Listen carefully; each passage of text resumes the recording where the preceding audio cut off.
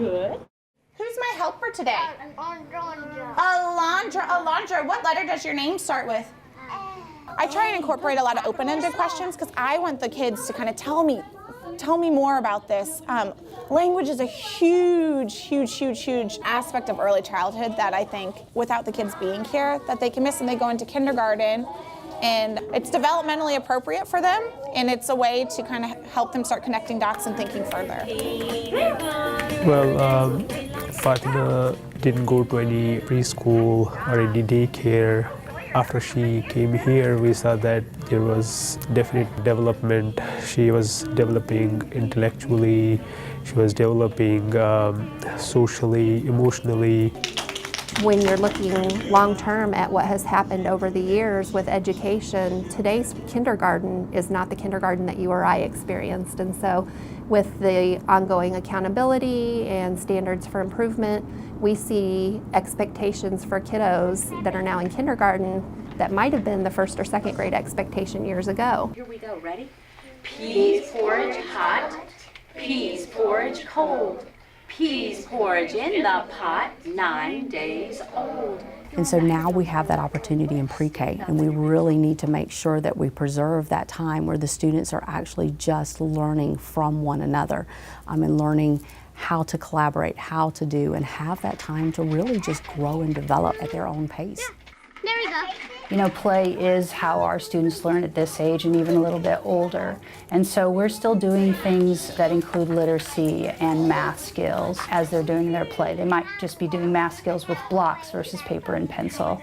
Literacy skills, they might be doing it by sitting and reading a book with a teacher or even a peer model, and that's part of their literacy. I think it's better preparing her for kindergarten.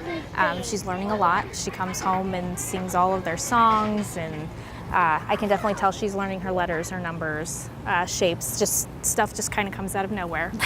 It's like, oh, you must have picked that up at school. A, B, C, D, E, F, G.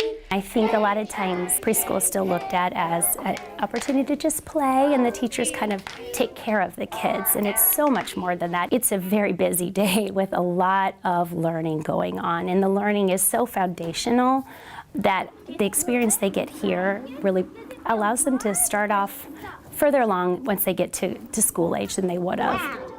What we hear from employers nowadays is that we don't have people coming to us that are able to work in a work environment, and so people are missing those soft skills. That starts even in pre-K, teaching those social emotional behaviors, how to get along with people, how to be able to work cooperatively in a group, how to be able to attune to and listen to a speaker or a teacher. Those are all skills that we can set at a very early age to help them be successful as they move on. So we want them to be in charge of their learning.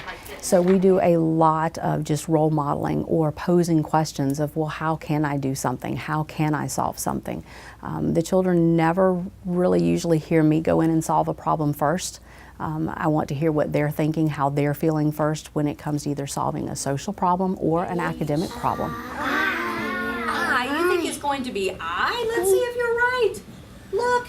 It is the letter I. There's that capital I, there's that small I. And I do think that it's falling in line with what our district as a whole is trying to propose and accomplish with the project-based learning at the higher level, so that our students are already collaborating with one another, listening to each other's ideas, asking each other questions, and being excited about learning and finding learning is always fun in preschool.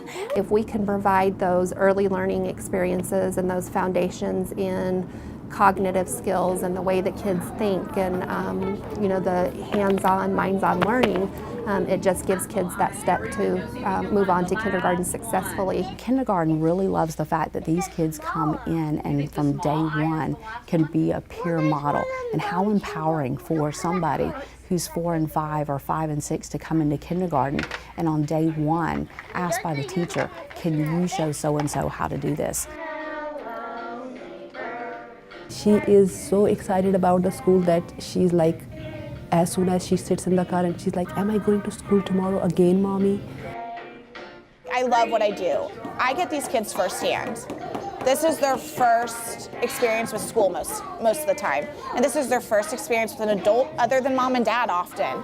And so if I can build those relationships with them and I can make them love school and I can make them love being here, then I hope that they'll go into kindergarten and first grade and they'll have a passion for school and a passion for learning and a passion for making connections with adults other than just their parents.